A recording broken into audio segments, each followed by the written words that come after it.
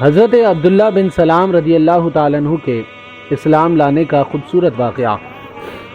حدیث مبارک میں آتا ہے کہ حضرت عبداللہ بن سلام رضی اللہ تعالیٰ عنہ نے علماء یہود سے کہا کہ میرا ارادہ ہے کہ میں اپنے باپ ابراہیم و اسماعیل علیہ السلام کی مسجد میں جا کر عید مناؤں، لہٰذا اسی ارادے سے ابھی آپ اسلام نہ لائے تھے، مکہ مکرمہ پہنچے۔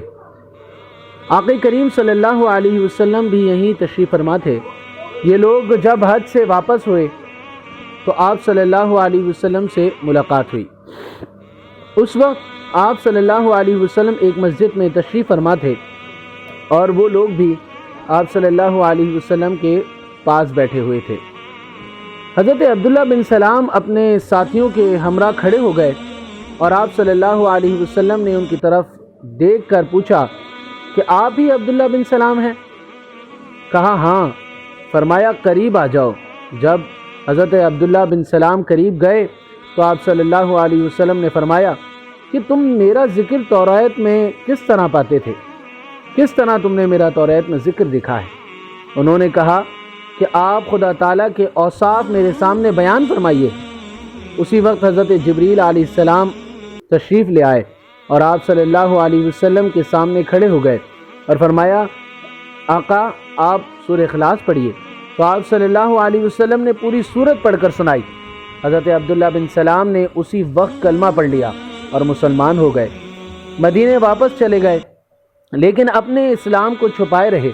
جب حضور نبی کریم صلی اللہ علیہ وسلم ہجرت کر کے مدینے پہنچے، اس وقت آپ صلی اللہ علیہ وسلم کے مدینے پہنچنے کی خبر حضرت عبداللہ بن سلام رضی اللہ تعالیٰ عنہ نے سنی تو اس وقت آپ کھجور کے درخت پر کھجوریں اتار رہے تھے۔